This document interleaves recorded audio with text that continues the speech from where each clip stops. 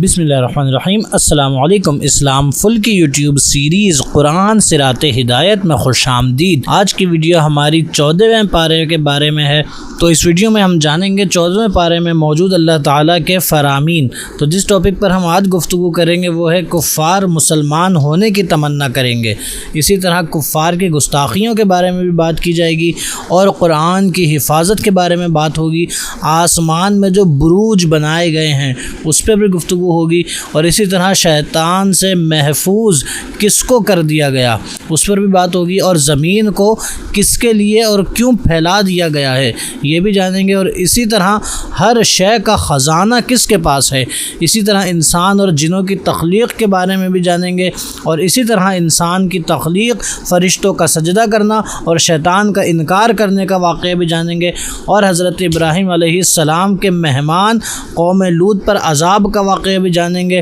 اور نبی کریم صلی اللہ علیہ وسلم کی عمر کے حوالے سے اللہ تعالیٰ نے کیا فرمایا ہے یہ بھی جانیں گے، اور مزید جانیں گے سبع مثانی کیا ہے اور کسے عطا کی گئی، اور اسی طرح حضور اکرم صلی اللہ علیہ وسلم کو کون کافی ہے۔ پھر سورہ نحل کا آغاز ہو جائے گا، اس کا بھی کچھ تعارف حاصل کریں گے، اور اس میں موجود اللہ تعالیٰ نے جانوروں کی تخلیق اور ان کے فوائد کا تذکرہ فرمایا ہے وہ بھی جانیں گے، اور اسی طرح اللہ کی نعمتوں کے حوالے سے جانیں گے، اسی طرح متکبروں کے حوالے سے جانیں گے، اسی طرح ظالموں کی روح کیسے قبض ہوتی ہے یہ بھی جانیں گے، اور نیک لوگوں کی روح کیسے قبض ہوتی ہے اس کو بھی جانیں گے، اور اسی طرح اللہ تعالیٰ نے ہر امت میں ایک رسول بھیجا اس کو بھی جانیں گے، اور کن فیکون کو بھی جانیں گے۔ اسی طرح اللہ تعالیٰ نے رسول کن کو بنایا ہے یہ بھی جانیں گے، اور اللہ تعالیٰ کے لیے سجدہ کون کرتا ہے اس کو بھی جانیں گے، اور جانیں گے جاندار اور فرشتے سب کس کو سجدہ کرتے ہیں۔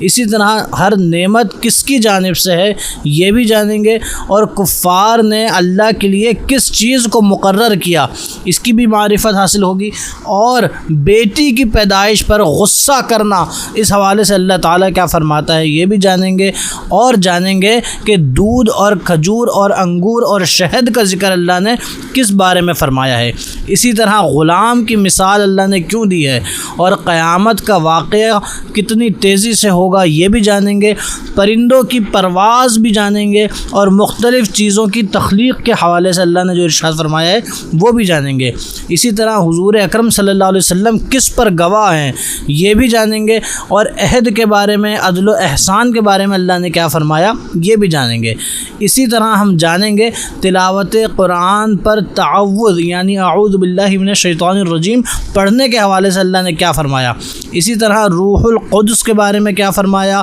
قرآن عربی زبان میں ہے اس حوالے سے اللہ نے کیا فرمایا، حالت اضطرار میں کلمہ پڑھنے کے حوالے سے اللہ نے کیا فرمایا، اور جانیں گے ہر جان کو کس طرح کا بدلہ دیا جائے گا، ناشکری کے حوالے سے بھی جانیں گے، حلال کھانے کے حوالے سے جانیں گے، حرام چیزوں کو جانیں گے، حضرت ابراہیم علیہ السلام کی امت کے بارے میں جانیں گے، حضرت ابراہیم علیہ السلام کے دین کے بارے میں جانیں گے، اور اسی طرح حکمت کے بارے میں جانیں گے، اور اسی طرح حضور کو جو اللہ نے تسلی دی ہے وہ بھی جانیں گے، اور اللہ کی معیت و قربت بھی جانیں گے۔ تو ان عظیم ترین موضوعات کو اور علم کے اس عظیم خزانے اور سمندر کو جان لیتے ہیں آج کی اس ویڈیو میں۔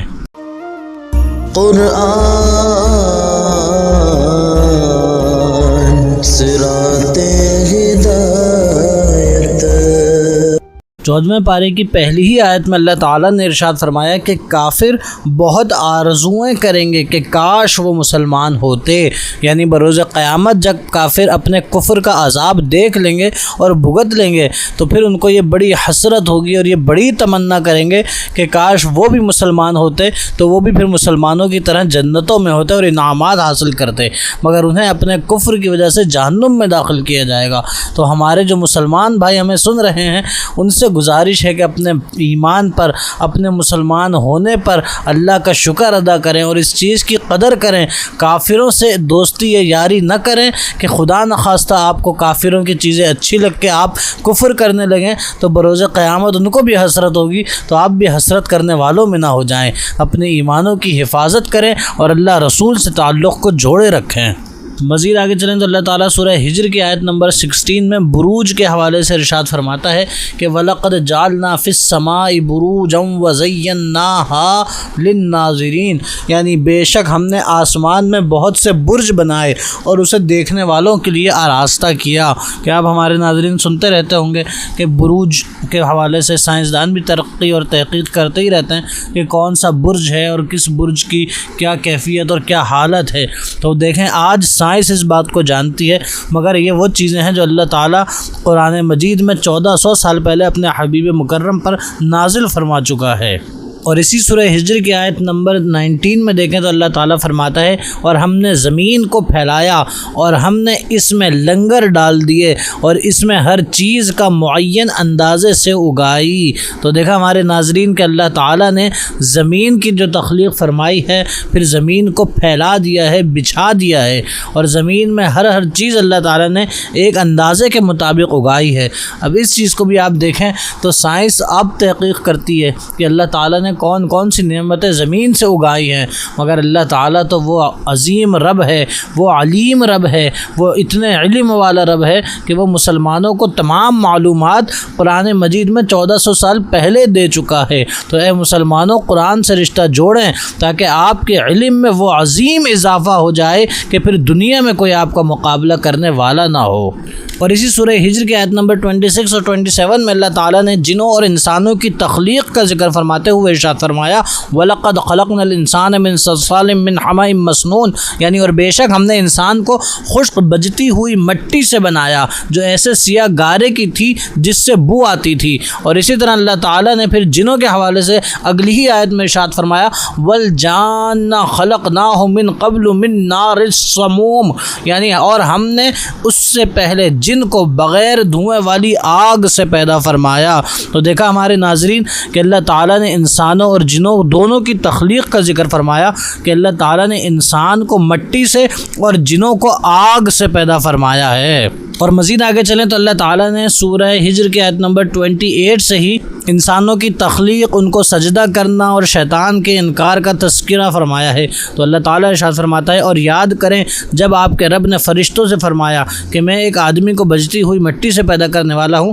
جو مٹی بدبودار سیاہ گارے کی ہے، تو جب میں اسے ٹھیک کر لوں اور میں اپنی طرف کی خاص معزز روح اس میں پھونک دوں تو اس کے لیے سجدے میں گر جانا۔ تو جتنے فرشتے تھے سب کے سب سجدے میں گر گئے سوائے ابلیس کے، اس نے سجدے کرنے والوں کے ساتھ ہونے سے انکار کر دیا۔ اللہ نے فرمایا ابلیس تجھے کیا ہوا کہ تو سجدہ کرنے والوں کے ساتھ نہ ہوا؟ اس نے کہا میرے لائق نہیں کہ میں کسی انسان کو سجدہ کروں جسے تو نے بجتی ہوئی مٹی سے اور سیاہ بدبودار گارے سے بنایا ہے۔ اللہ نے فرمایا تو جنت سے نکل جا کیونکہ تو مردود ہے، بے شک قیامت تک تجھ پر لعنت ہے۔ اس نے کہا اے میرے رب تو مجھے اس دن تک مہلت دے دے جب لوگ اٹھائے جائیں۔ اللہ نے فرمایا پس بے شک تو ان میں سے ہے جن کو معین وقت تک کے لیے مہلت دی گئی۔ اس نے کہا اے رب مجھے اس بات کی قسم جو تو نے مجھے گمراہ کیا، میں ضرور زمین میں لوگوں کے لیے نافرمانی خوشنما بنا دوں گا اور ضرور ان سب کو گمراہ کر دوں گا سوائے ان کے جو ان میں سے تیرے چنے ہوئے بندے ہیں۔ اللہ نے فرمایا یہ میری طرف آنے والا سیدھا راستہ ہے، بے شک میرے بندوں پر تیرا کچھ قابو نہیں سوائے ان گمراہوں کے جو تیرے پیچھے چلیں، اور بے شک جہنم ان سب کا وعدہ ہے۔ تو ہمارے ناظرین دیکھا آپ نے کہ شیطان نے بکواس کی کہ اے اللہ میں تیرے بندوں کو بہکاؤں گا اور ان کے لیے تیری نافرمانی خوشنما کر دوں گا۔ تو ہمارے ناظرین دیکھیں کہ چاہے نافرمانی کتنی ہی نفس کو بھا رہی ہو، نفس کو اچھی لگ رہی ہو، نفس کے مطابق ہو، مگر ایمان والا تو وہی ہے کہ جو الحب فی اللہ والبغض فی اللہ کا مصداق ہو، یعنی ہر کام کرے تو اللہ رسول کی رضا دیکھ کے کرے۔ تو اے ایمان والو ہمیں چاہیے کہ ہم اللہ رسول کی رضا والے کام کریں اور خود کو گمراہوں سے بچائیں۔ اور اب مزید آگے چلیں تو اللہ تعالیٰ نے حضرت ابراہیم علیہ السلام کے مہمانوں کا احوال حضور کی امت کو سنانے کا ارشاد فرمایا ہے۔ چنانچہ سورہ ہجر کے آیت نمبر 51 سے اللہ تعالیٰ ارشاد فرماتا ہے اور انہیں ابراہیم کے مہمانوں کا احوال سناؤ۔ جب وہ اس کے پاس آئے تو کہنے لگے سلام۔ ابراہیم نے فرمایا ہم تم سے ڈر رہے ہیں۔ انہوں نے عرض کیا آپ نہ ڈریں، بے شک ہم آپ کو ایک علم والے لڑکے کی بشارت دیتے ہیں۔ فرمایا کیا تم مجھے بشارت دیتے ہو حالانکہ مجھے بڑھاپا پہنچ چکا ہے ہے تو کس چیز کی بشارت دے رہے ہو؟ انہوں نے عرض کیا ہم نے آپ کو سچی بشارت دی، آپ نا امید نہ ہو۔ ابراہیم علیہ السلام نے فرمایا گمراہوں کے سوا اپنے رب کی رحمت سے کون نا امید ہوتا ہے؟ فرمایا اے فرشتوں تمہارا ابھی آنے کا کیا کام ہے؟ انہوں نے عرض کیا ہم ایک مجرم قوم کی طرف بھیجے گئے ہیں سوائے لوط کے گھر والوں کے کہ بے شک ان سب کو ہم بچا لیں گے سوائے اس کی بیوی کے، ہم طے کر چکے ہیں کہ وہ پیچھے رہ جانے والوں میں سے ہے۔ تو جب لوط کے گھر والوں کے پاس فرشتے آئے تو لوط نے فرمایا تم اجنبی لوگ ہو۔ انہوں نے کہا بلکہ ہم تو آپ کے پاس وہ عذاب لائے ہیں جس میں یہ لوگ شک کرتے ہیں، اور ہم آپ کے پاس حق کے ساتھ آئے ہیں اور ہم بے شک سچے ہیں، تو آپ رات کے کسی حصے میں اپنے گھر والوں کو لے چلیں اور آپ خود ان کے پیچھے پیچھے چلیں، اور تم لوگوں میں سے کوئی مڑ کر نہ دیکھے اور سیدھے چلتے رہو جہاں تمہیں حکم دیا جا رہا ہے۔ ہم نے اسے اس کا حکم فیصلہ سنا دیا، صبح کے وقت ان کافروں کی جڑ کٹ جائے گی اور شہر والے خوشی خوشی آئے۔ لوط نے فرمایا یہ میرے مہمان ہیں تو تم مجھے شرمندہ نہ کرو اور اللہ سے ڈرو اور مجھے رسوا نہ کرو۔ انہوں نے کہا کیا ہم نے تمہیں دوسروں کے معاملے میں داخل دینے کس سے منع نہ کیا تھا؟ فرمایا یہ قوم کی عورتیں میری بیٹیاں ہیں تو ان سے نکاح کر لو اگر تمہیں کرنا ہے۔ اور اب مزید آگے چلیں تو دیکھیں اللہ تبارک و تعالیٰ نے کس چیز کی قسم کھائی ہے۔ سورہ ہجر کی آیت نمبر 72 میں اللہ تعالیٰ فرماتا ہے لعمرک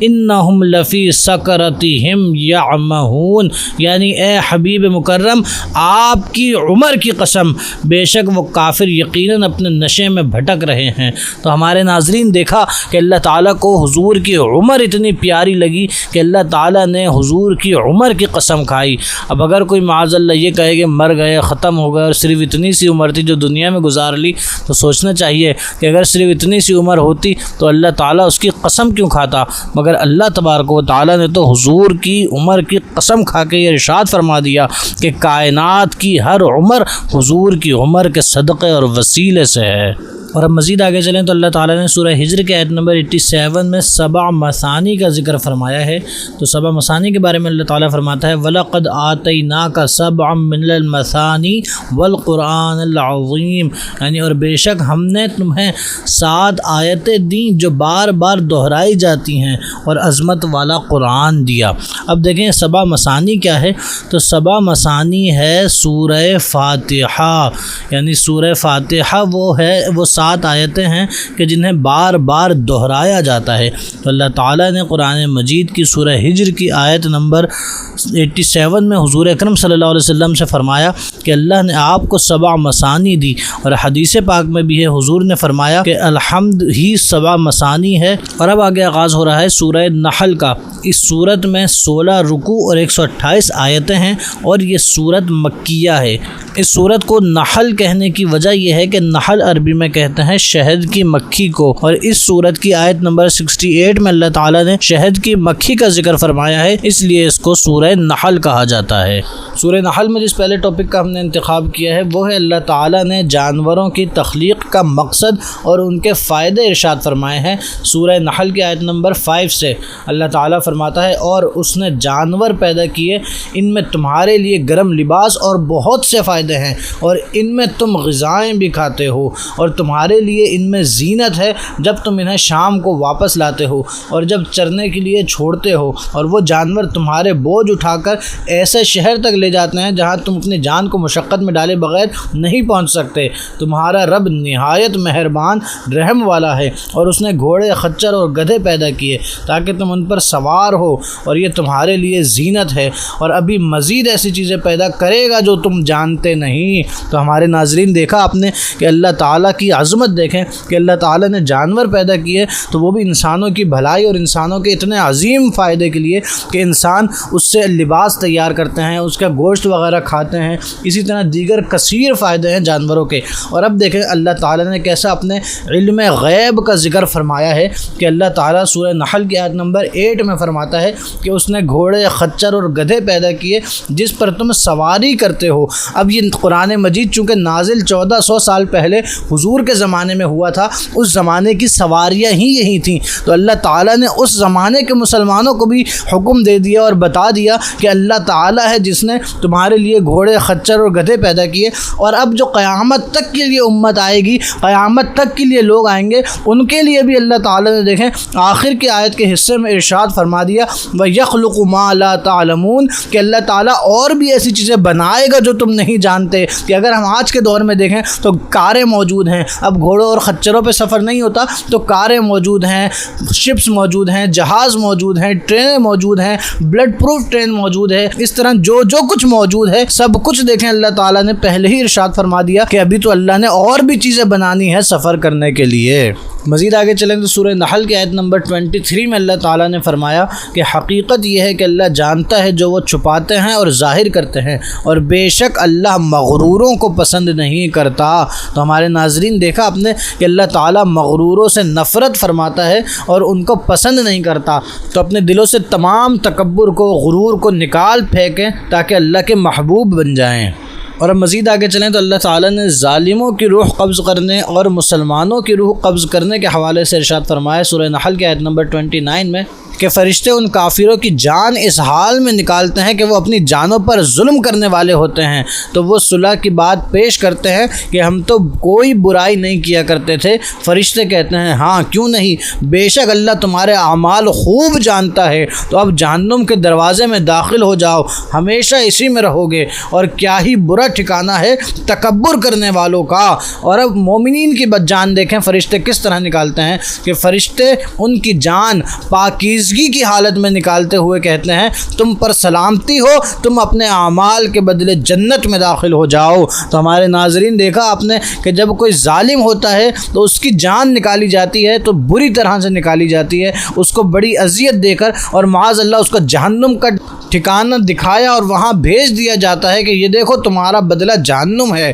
اور اسی طرح جو مؤمنین ہیں ان کی روح پاکیزگی کی حالت میں نکالی جاتی ہے، فرشتے ان کو دعائیں دیتے ہیں کہ تم سلامت رہو اور تمہارے اعمال کا بدلہ جنت ہے۔ تو ہمارے ناظرین نیک اعمال کرتے رہیں تاکہ اللہ تعالی ہمیں اپنے فضل سے اور اپنے حبیب مکرم صلی اللہ علیہ وسلم کے وسیلے سے جنت عطا فرما دے۔ اور اب مزید آگے چلیں تو سورہ نحل کی آیت نمبر 48 میں اللہ تعالیٰ نے سائے کی وجہ بتا دی ہے کہ آپ دیکھتے ہوں گے انسان کا سایہ زمین کی طرف پڑا رہتا ہے، کہ جب سورج کسی بھی طرف ہوتا ہے سایہ انسان کا زمین پہ پڑتا ہے۔ تو ایسا کیوں ہوتا ہے؟ سورہ نحل کی آیت نمبر 48 میں اللہ تعالیٰ فرماتا ہے اور کیا انہوں نے اس کی طرف نہ دیکھا کہ اللہ نے جو چیز بھی پیدا فرمائی ہے اس کے سائے اللہ کو سجدہ کرتے ہوئے دائیں اور بائیں جھکتے ہیں اور سائے عاجزی کر رہے ہیں۔ تو ہمارے ناظرین دیکھا آپ نے کہ چاہے انسان کتنا تکبر کر لے، کتنا غرور کر لے، کچھ بھی کر لے، مگر جب اس کا سایہ ہے تو وہ زمین پر پڑتا ہے،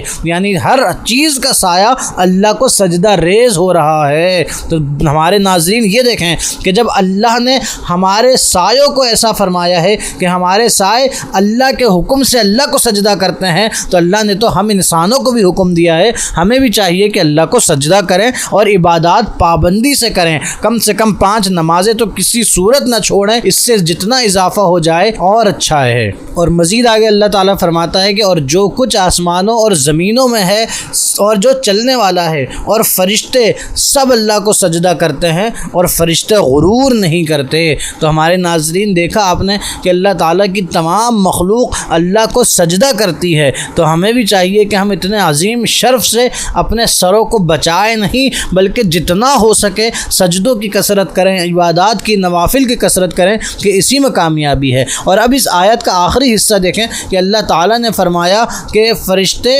تکبر اور غرور نہیں کرتے۔ تو ارے ناظرین ذرا دیکھیں کہ اللہ تعالیٰ کو فرشتوں کا یہ عمل اتنا پسند کہ اللہ نے قرآن میں بیان فرمایا ہے، تو ہمیں بھی چاہیے کہ ہم تکبر اور غرور نہ کریں تاکہ اللہ کو ہم بھی پسند آ جائیں۔ اور سورہ نحل کی آیت نمبر 53 میں اللہ تعالیٰ نے ہمارا حال بیان فرما دیا ہے کہ کیسے لوگ ہیں ہم۔ ارے ہمارے ناظرین ذرا دیکھیں اور اپنی اصلاح کریں۔ اللہ تعالیٰ فرماتا ہے اور تمہارے پاس جو بھی نعمت ہے سب اللہ کی طرف سے ہے، پھر جب تمہیں تکلیف پہنچتی ہے تو تم اسی سے فریاد کرتے ہو۔ ہمارے ناظرین یعنی دیکھیں اللہ تعالیٰ یہ بتا رہا ہے کہ ہم لوگوں کا حال یہ ہے کہ ہمارے پاس اللہ کی کروڑہ کروڑ نعمتیں ہیں، اربہ ارب نعمتیں ہیں، اتنی نعمتیں ہیں کہ ہم گن بھی نہیں سکتے، مگر اس نعمتوں پر ہم اللہ کو یاد نہیں کرتے، اللہ کا شکر ادا نہیں کرتے۔ مگر جب کوئی تکلیف پہنچتی ہے، کوئی آزمائش آ جاتی ہے، تو پھر ہم اللہ سے رجوع کرتے ہیں کہ اللہ ہماری تکلیف دور کر دے۔ یعنی یہ تو کتنا مطلبی انسان ہو گیا کہ جب اپنے مطلب کی بات آئی تو اللہ یاد آ جائے، اور جب خود اللہ نے اتنی نعمتیں عطا فرمائی ہیں اس پر شکر کرنے کی بات آئے تو ہم ناشکرے بنے رہیں۔ تو ہمارے ناظرین ایسا نہیں ہونا چاہیے، بلکہ ہر سانس میں زندگی کی اللہ کا شکر ادا کرتے رہیں اور کہتے رہیں کہ اللہ تو نے جو جو نعمتیں عطا فرمائی ہیں اس پر تیرا شکر ادا کرتے ہیں۔ اور یہ تو اللہ کا وعدہ ہے کہ اگر اللہ کی نعمتوں پہ اللہ کا شکر ادا کریں گے تو اللہ تعالیٰ نعمتیں مزید بڑھا دے گا۔ اور اب مزید آگے چلیں تو ہمارے ناظرین دیکھیں ہمارے ماحول کی ایک بہت بڑی بدقسمتی کہ جو ان کے اگر بیٹیاں پیدا ہو جاتی ہیں جو کہ اللہ کی رحمت ہیں، وہ معاذ اللہ انہیں بوجھ سمجھنے لگتے ہیں، برا سمجھنے لگتے ہیں۔ اس حوالے سے اللہ تعالیٰ سورہ نحل کی آیت نمبر 59 میں ارشاد فرماتا ہے، اور جب ان میں کسی کو بیٹی ہونے کی خوشخبری دی جاتی ہے تو وہ دن بھر اس کا منہ کالا رہتا ہے اور وہ غصے سے بھرا ہوا ہوتا ہے۔ اس بشارت کی برائی کے سبب لوگوں سے چھپاتا پھرتا ہے، کیا اسے ذلت کے ساتھ رکھے گا یا مٹی میں دبا دے گا؟ خبردار، یہ کتنا برا فیصلہ کر رہے ہیں۔ ہمارے ناظرین دیکھا آپ نے، اللہ تعالیٰ نے آیت کا آغاز یہاں سے فرمایا وَإِذَا بُشِّرَ أَحَدُهُمْ کہ جب انہیں خوشخبری دی جاتی ہے، یعنی اللہ قرآن میں یہ دلیل دے رہا ہے کہ جس کے گھر بیٹی پیدا ہوئے یہ تو اللہ کی طرف سے خوشخبری ہے اس پر، اور معاذ اللہ کوئی اللہ کی طرف سے آئی ہوئی خوشخبری کو بھی خوش دلی سے قبول نہ کرے، معاذ اللہ اس پر برائی باتیں کرے، اللہ سے معاذ اللہ اعتراضات کرے، تو سوچنا چاہیے اللہ نے خود فرما دیا الا ساء ما یحکمون کہ یہ کتنا برا فیصلہ ہے کہ بندہ اللہ کی عطا کردہ رحمت پر خوش نہ ہو۔ اور مزید آگے چلیں تو سورہ نحل کی آیت نمبر 61 میں اللہ تعالیٰ نے فرمایا، اور اگر اللہ لوگوں کو ان کے ظلم کی بنا پر پکڑ لیتا تو زمین پر کوئی چلنے والا نہ چھوڑتا، لیکن انہیں ایک مقررہ مدت تک مہلت دیتا ہے، جب ان کی مدت آ جائے گی تو وہ نہ ایک گھڑی پیچھے ہٹیں گے اور نہ آگے بڑھیں گے۔ تو ہمارے ناظرین دیکھا آپ نے کہ اللہ تعالیٰ نے ہر ایک کو مہلت دی ہوئی ہے کہ جب وہ مہلت آ جائے گی یعنی وقت موت آ جائے گا تو پھر کسی کو بھی ایک گھڑی نہ آگے مہلت ملے گی نہ پیچھے۔ تو ہمارے ناظرین ہر وقت اللہ سے ڈرتے رہیں، اللہ سے رجوع کرتے رہیں، اللہ کی یاد اور اس کا ذکر کرتے رہیں اور اس سے پناہ مانگتے رہیں کہ ایسا نہ ہو کون سی گھڑی اور کون سی مدت ہمارے لیے طے ہو اور وہ آ جائے اور اللہ نہ کرے ہم غفلت میں پڑھ کر اپنی زندگی ضائع کر دیں، بلکہ ہر وقت توجہ اللہ کی جانب رہے، اس کے رسول کی جانب رہے، اللہ کی عطا اور اللہ کے کرم کی جانب رہے، اس کا شکر ادا کرتے رہیں، اپنے اعمال اور جو ظلم کیے ہیں اس کی توبہ کرتے رہیں، تو انشاءاللہ اللہ کی رحمت سے کامیابی ہی کامیابی ملے گی۔ اور اب مزید آگے چلیں تو اللہ تعالیٰ نے اسی سورہ نحل میں دودھ، کھجور، انگور اور شہد کا ذکر فرماتے ہوئے ارشاد فرمایا سورہ نحل کی آیت نمبر 66 میں، اور بے شک تمہارے لیے مویشیوں میں غور و فکر کی باتیں ہیں، وہ یہ کہ ہم تمہیں ان کے پیٹوں سے گوبر اور خون کے درمیان سے خالص دودھ نکال کر پلاتے ہیں جو پینے والے کے گلے سے آسانی سے اتر جاتا ہے، اور کھجور اور انگور کے پھلوں میں سے کوئی پھل وہ ہے کہ اس میں تم نبید اور اچھا رزق بناتے ہو، اور بے شک اس میں عقل مند لوگوں کے لیے نشانیاں ہیں، اور تمہارے رب نے شہد کی مکھی کے دل میں یہ بات ڈال دی کہ پہاڑوں میں اور درختوں میں اور چھتوں میں گھر بناؤ اور ہر قسم کے پھلوں میں سے کھاؤ اور اپنے رب کے بنائے ہوئے نرم و آسان راستوں پر چلتی رہو، اس کے پیٹ سے ایک پینے کی رنگ برنگی چیز نکلتی ہے، اس میں لوگوں کے لیے شفا ہے، بے شک اس میں غور و فکر کرنے والوں کے لیے نشانی ہے۔ ہمارے ناظرین دیکھا آپ نے کہ شہد وہ عظیم چیز ہے کہ اللہ تعالیٰ نے قرآن میں اس کو شفا قرار دیا ہے کہ اس میں لوگوں کے لیے شفا ہے، مگر احتیاط ضروری ہے، تو ڈاکٹروں کے یا کسی واقعی خوف خدا رکھنے والے طبیب کے مشورے سے شہد کو اپنی زندگی میں لازمی شامل کر لیں کہ جس کو اللہ نے شفا قرار دیا ہو، سوچیں اس میں کیسی شفائیں ہوں گی۔ اور مزید آگے چلیں تو سورہ نحل کی آیت نمبر 77 میں اللہ تعالیٰ فرماتا ہے وَلِلَّهِ غَيْبُ السَّمَاوَاتِ السماوات والارض وما امر الساعۃ الا کلمح البصر او هو اقرب، یعنی اور آسمانوں زمینوں کی چھپی ہوئی چیزوں کا علم اللہ ہی کو ہے، اور قیامت کا معاملہ صرف ایک پلک جھپکنے کی طرح ہے بلکہ اس سے بھی زیادہ قریب، بے شک اللہ ہر چیز پر قادر ہے۔ ہمارے ناظرین دیکھیں، اللہ تعالیٰ نے قیامت کے معاملے میں فرمایا کہ ایک پلک جھپکنے کی طرح ہے یا اس سے بھی زیادہ قریب۔ اب آپ خود سوچیں کہ اللہ تعالیٰ کے یہ الفاظ بیان کرنے کا مقصد کیا ہے؟ مقصد یہ ہے کہ اللہ تعالیٰ لوگوں کو قیامت کا خوف دلانا چاہتا ہے کہ وہ اپنے اعمال درست کر لیں کہ قیامت اتنی قریب ہے، اللہ ہر چیز پر قادر ہے، جب چاہے قیامت آ جائے تو ضرور اس کے لیے تیاری کریں اور اپنے اعمال کی اصلاح کریں۔ اور مزید آگے چلیں تو ہمارے ناظرین دیکھیں کہ جن لوگوں نے اللہ کی راہ سے لوگوں کو روکا ان پر اللہ کو کتنا غضب ہوا۔ اللہ تعالیٰ فرماتا ہے سورہ نحل کی آیت نمبر 88 میں کہ جنہوں نے کفر کیا اور اللہ کی راہ سے روکا ہم ان کے فساد کے بدلے عذاب پر مزید عذاب کا اضافہ کر دیں گے۔ تو ہمارے ناظرین اللہ کی راہ صراط مستقیم پر خود بھی آ جائیں، اور اگر کوئی صراط مستقیم پر ہو یا چلنے کے لیے آیا ہو ہرگز اس کا تمسخر نہ اڑائیں بلکہ اس کو خوب اس کو حوصلہ افزائی کریں تاکہ وہ اللہ تعالیٰ کی راہ پہ رہے۔ اور اگر خدا نخواستہ کوئی نادانستہ یا دانستہ طور پہ اللہ کی راہ سے روکتا ہے تو اللہ تعالیٰ تو عذاب پر مزید عذاب بڑھا دے گا اس کے لیے۔ اور اسی کی اگلی آیت میں آئیں تو اللہ تعالیٰ سورہ نحل کی آیت نمبر 89 میں فرماتا ہے وَيَوْمَ نَبْعَثُ فِي كُلِّ أُمَّةٍ شَهِيدًا عَلَيْهِمْ مِنْ أَنفُسِهِمْ وَجِئْنَا بِكَ شَهِيدًا عَلَىٰ هَٰؤُلَاءِ، اور جس دن ہم ہر امت میں انہی میں سے ایک گواہ اٹھائیں گے اور اے حبیب ہم تمہیں ان سب امتوں پر گواہ لائیں گے۔ دیکھا ہمارے ناظرین کہ اللہ تعالیٰ نے اپنے حبیب کو کتنی عظمت عطا فرمائی ہیں کہ تمام امتوں پر گواہ ان کے ایک ایک رسول ہوں گے، مگر ہمارے آقا و مولا محمد الرسول اللہ صلی اللہ علیہ وسلم کی یہ شان ہے کہ اللہ ہمارے آقا و مولا کو تمام امتوں پر اور پوری کائنات پر گواہ لائیں گے۔ پوری کائنات پر گواہ اس لیے کہ اللہ تعالیٰ نے اپنے حبیب کو پوری کائنات کے لیے رحمت للعالمین بنایا ہے۔ اللہ تعالیٰ نے ہر نبی کو جو بھیجا حضور پر ایمان لانا شرط قرار دیا ہے، اسی وجہ سے اللہ نے حضور کو تمام امتوں پر گواہ بنایا۔ اور اس کو ہم پچھلے پاروں میں بھی بیان کر چکے ہیں کہ گواہی کے لیے انسان کا علم ہونا بھی ضروری ہے، یعنی اللہ نے اپنے حبیب کو ہر امت کا علم عطا فرمایا ہے، حاضری بھی ضروری ہے۔ اللہ تعالیٰ نے حضور کو ہر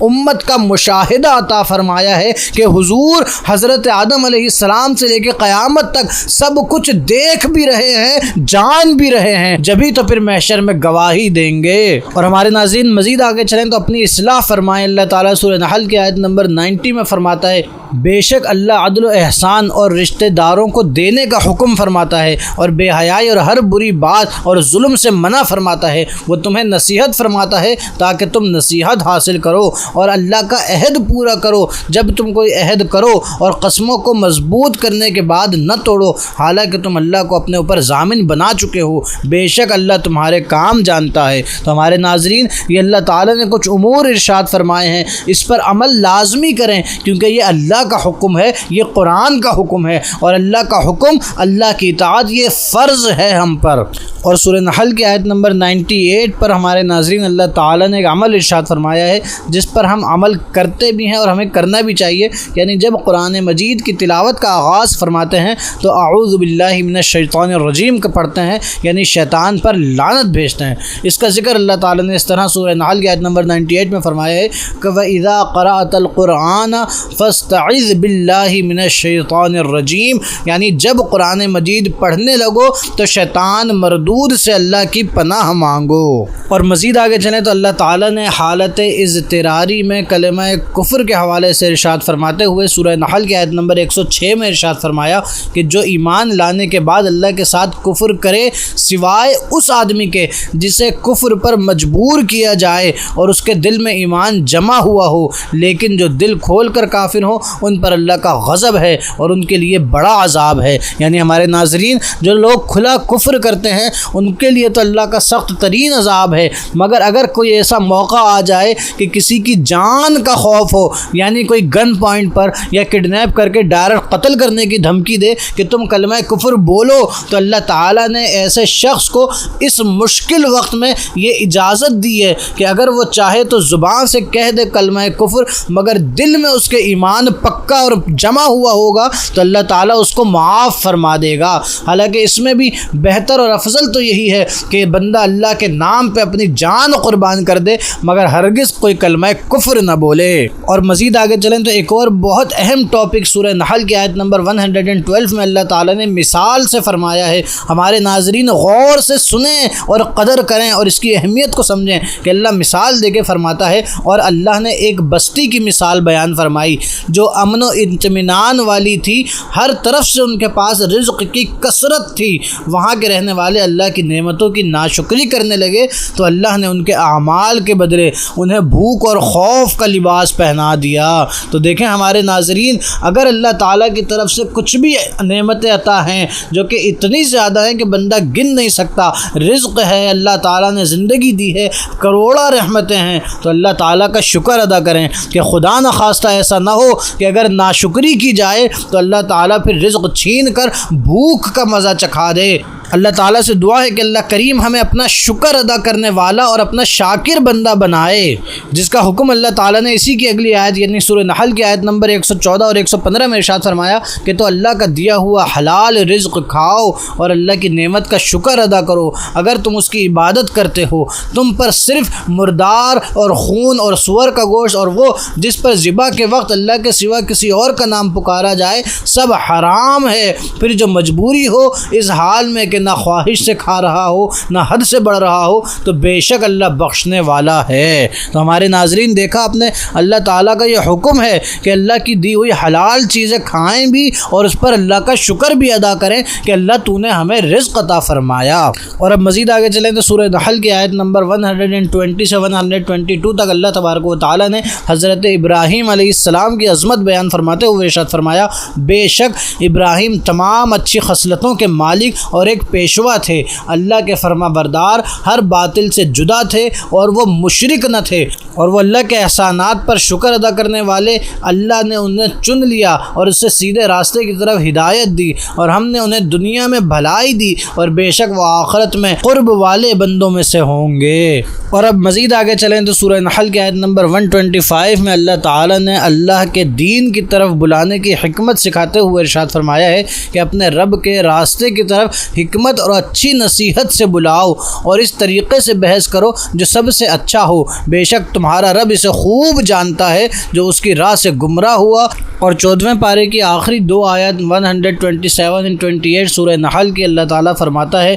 اور صبر کرو اور تمہارا صبر اللہ ہی کی توفیق سے ہے، اور ان کا غم نہ کھاؤ اور ان کی سازشوں سے دل تنگ نہ کرو، بے شک اللہ ان لوگوں کے ساتھ ہے جو ڈرتے ہیں اور نیکیاں کرنے والے ہیں۔ تو ہمارے ناظرین دیکھیں، اس آیت میں اللہ تعالیٰ نے اپنے حبیب مکرم کے قلب اطہر میں آنے والے غم کا ذکر فرماتے ہوئے ارشاد فرمایا کہ اپنا دل تنگ نہ کریں اور کافروں کا غم نہ کھائیں، اللہ تو آپ کے ساتھ ہے کیونکہ آپ نیکی کرتے ہیں اور ڈرتے ہیں۔ تو ہمارے ناظرین دیکھیں کہ اللہ تعالیٰ سے ہمیں ڈرنا ہے اور نیک اعمال کرنے ہیں تاکہ اللہ تعالیٰ ہمارے ساتھ ہو جائے۔ السلام علیکم ورحمۃ اللہ۔